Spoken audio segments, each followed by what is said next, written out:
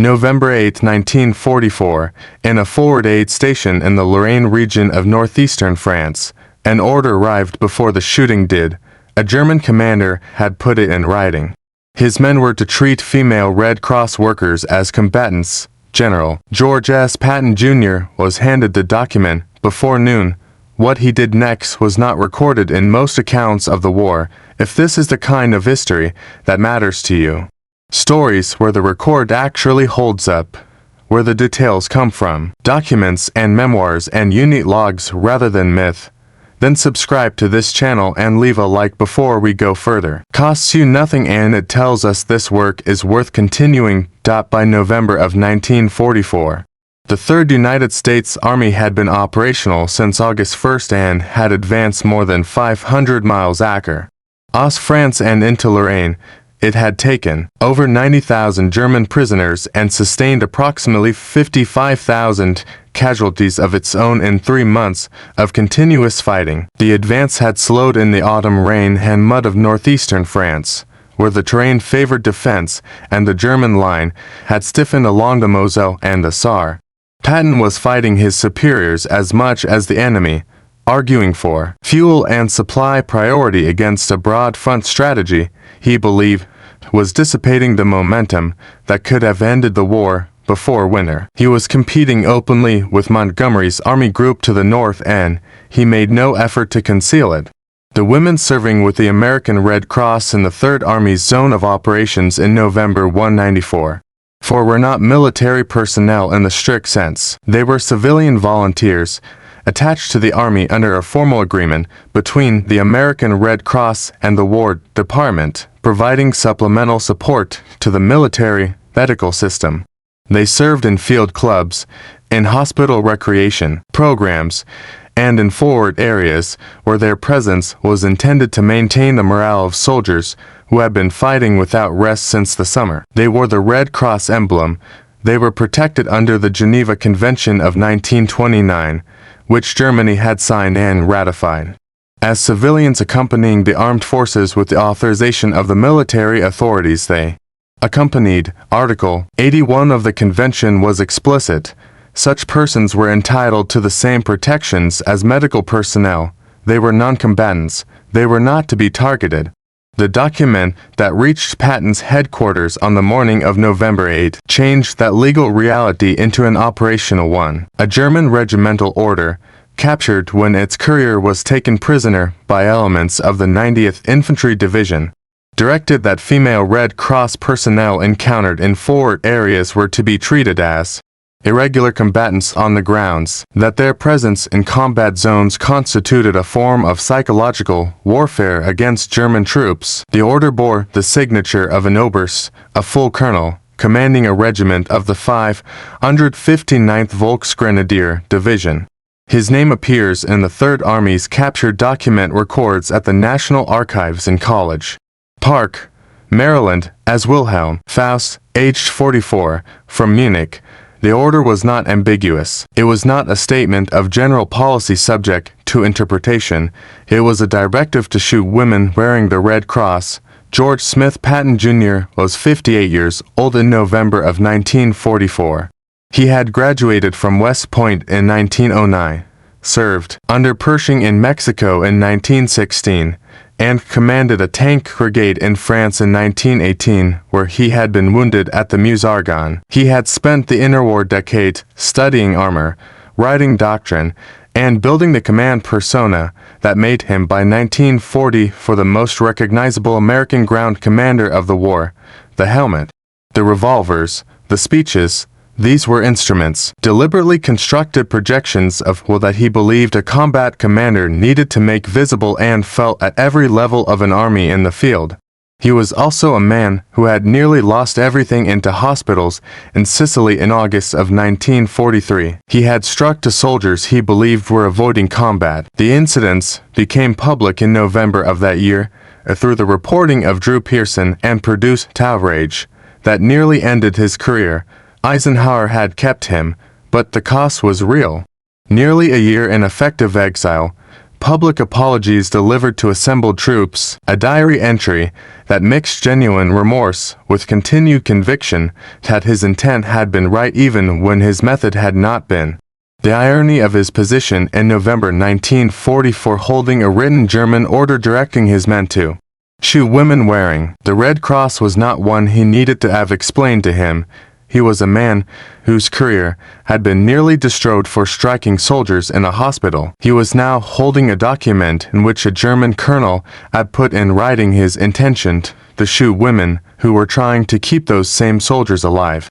The distance between those two acts was not one of degree, it was categorical, and the fact that the order existed in writing, that it bore a signature, that it had been issued through a formal military channel, meant that what Patton was holding was not an accusation, it was evidence.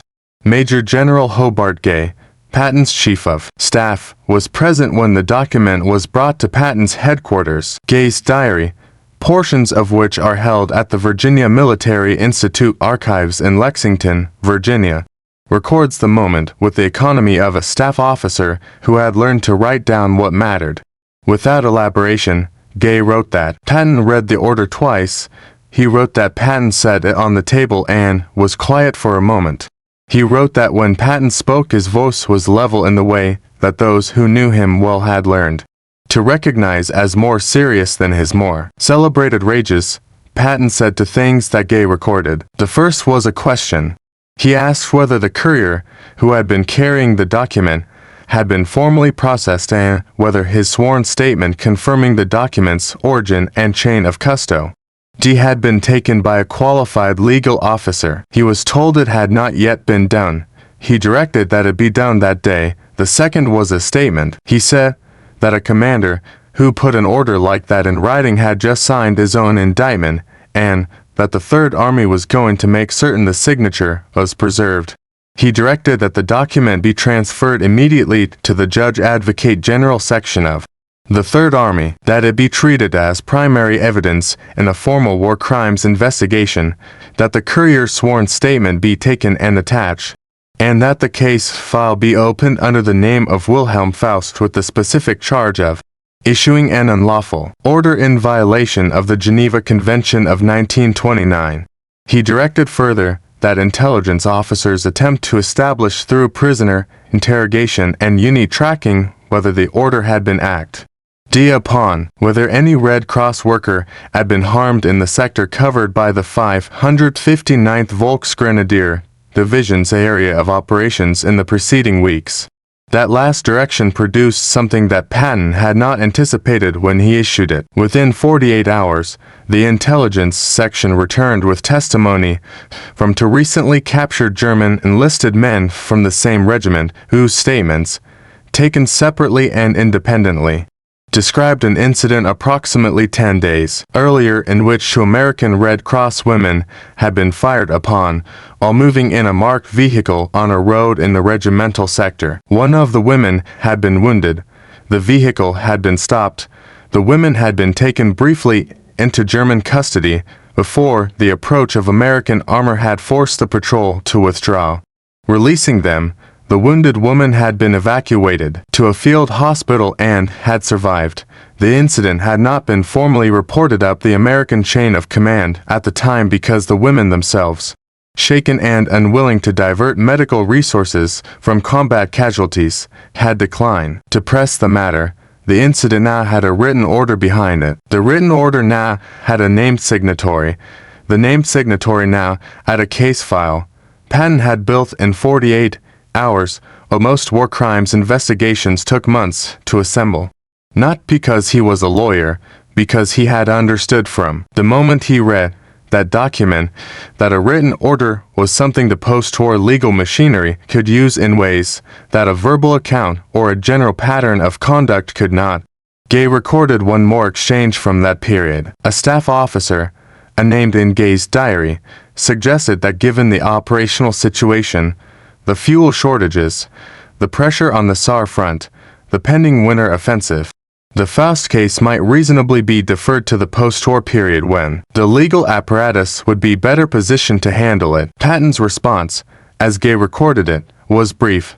He said that the post-war period was being built right now, in files like this one, and that deferring the file was the same as losing it and that the file was not going to be lost. The case file that the Third Army's Judge Advocate General section built on Wilhelm Faust over the following weeks was unusual in one specific respect that distinguished it from most war crimes investigations conducted during the European campaign. The primary evidence was not a witness account, it was not a medical report or a unit log or survivor's testimony. It was the order itself, a document bearing Faust's signature, issued through a formal military channel, directing his men to shoot women wearing the Red Cross. In the language of criminal prosecution, it was what lawyers called a smoking gun, not a weapon, a piece of paper, but in the context of post-war accountability. A piece of paper with a commander's signature on it was more durable than almost any other form of evidence the legal machinery could work with. The JAG officer assigned to the case, a captain with a background in federal prosecution from a firm in Washington, understood this immediately. He built the file round the document. The courier's sworn statement established the chain of custody, confirming that the order had been recovered from a serving member of Faust's regiment moving through the 90th Infantry Division's sector. The two German enlisted men's statements established that the order had been acted upon, that it had produced a specific incident in which Red Cross workers had been fired upon and one had been wounded. The medical records from the field hospital that had treated the wounded woman were obtained and entered into the file.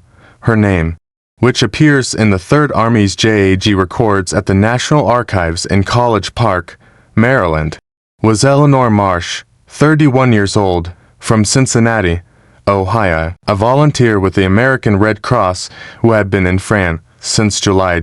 Marsh had survived. She had returned to her duties within 2 weeks of the incident. When JAG officers interviewed her in November 1944, she was composed and precise in her account. She described the vehicle being fired upon, the windshield shattering, the wound to her left arm, the brief period in German custody, the withdrawal of the patrol when American armor approached. She signed her statement. It went into the file behind Faust's order. Faust was captured on February 11, 1945.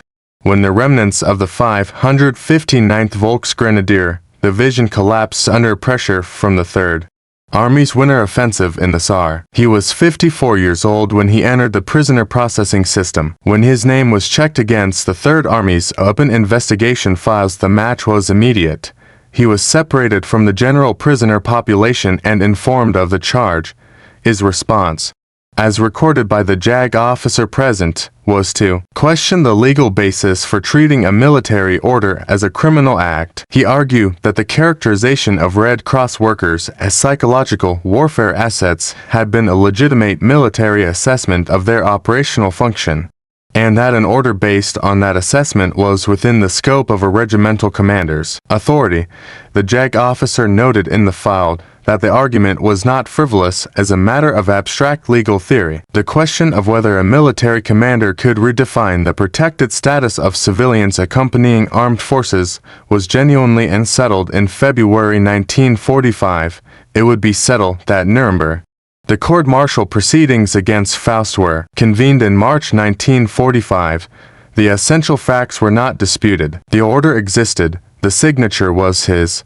The incident it had produced had wounded an American civilian under Red Cross protection. The court found him guilty of issuing an unlawful order in violation of the Geneva Convention. He was sentenced to 12 years confinement. The sentence was served in part and subsequently reduced as part of the broader revision of Dachau trial verdicts in the early 1950s. He was released in 1950 and returned to Munich. He died there in 1969. Eleanor Marsh returned to the United States in the spring of 1945. She had been with the American Red Cross in France for 10 months. She had worked in forward areas through the Lorraine campaign, the Battle of the Bulge, and a Rhine crossing. The wound to her left arm had healed without permanent damage. She went back to Cincinnati, married, raised 3 children, and worked for 30 years as a hospital administrator. She gave one interview about her wartime service to a local newspaper in 1978, in which she mentioned the incident briefly and without dwelling on it. She said that she had been doing her job and that the Army had handled it correctly. She did not mention Faust by name. She may not have known it. She died in 1994. The file that contained her sworn statement, Faust's order, the courier's testimony, and the medical records from the field hospital that had treated her wound is preserved at the National Archives in College Park, Maryland, in the records of the 3rd United States Army. It is complete. Patton had said it would be complete, and it was. Patton's record on these questions was not without serious contradiction, and that contradiction belongs in this account. The Biscari Massacre of July 1943, in which American soldiers under his command in Sicily killed approximately 73 unarmed prisoners, produced courts-martial that most military historians have characterized as inadequate. His pre-battle addresses were cited by defense counsel as contributing to the climate that produced the killings. The difference between his response to Biscari in 1943 and his response to the Faust order in 1944 is not a simple story of a man who learned and improved. Carlo Dest, in Patton, A Genius for War, attributes the difference in part to the changed circumstances of late 1944, when the post-war world was close enough to be planned for rather than merely hoped for. Martin Blumenson, in the Patton Papers, documents the consistent tension in Patton's command between his instinct for operational aggression and his instinct for legal accountability. Both instincts were real. The record shows both. What the Faust case shows specifically is the accountability instinct operating on the clearest possible evidence: a written order, a named signatory, a specific victim, a preserved file. Patton had not created those facts. He had simply refused to let them disappear. George Smith Patton, Jr. did not live to see the Nuremberg verdicts or the Dachau proceedings, in which cases like the Faust file contributed to the evidentiary foundation. On December 9, 1945, he was riding in his staff car near Mannheim when a United States Army truck crossed his path. The collision was low speed. Patton sustained a fracture dislocation of the cervical spine and was paralyzed immediately from the neck down. He died on December 21, 1945, at the 130th Station Hospital in Heidelberg. He was 60 years old. He was buried at the Luxembourg American Cemetery at Ham, Luxembourg, among the graves of soldiers of the Third Army. At his own request, his grave is marked with a standard white cross identical for the crosses of the men around him. The laws of war are not self-enforcing. A written order directing men to shoot women wearing the Red Cross does not become a war crime through the passage of time or the verdict of history. It becomes one through a process. A courier's sworn statement, a JAG officer with a background in federal prosecution, a case file maintained in the permanent record of an army on the move. Someone has to build that file. Someone has to refuse to let it be deferred until after the war, when the urgency is gone and the witnesses have scattered and the document has been lost in the administer. A type of chaos of demobilization. Patton built the file. Eleanor Marsh signed her statement. The record held. That is worth remembering, not because it is a simple story of justice cleanly delivered. It is not. Faust served 7 years and went home to Munich. But the principle that a commander's written order to target protected civilians was a prosecutable crime, an individual criminal act for which an individual officer could be held personally accountable, was established in that file and in files like it across the Third Army's zone of operations. It was established at Nuremberg. It is international law today. It began with a piece of paper bearing a signature and a general who refused to let it disappear.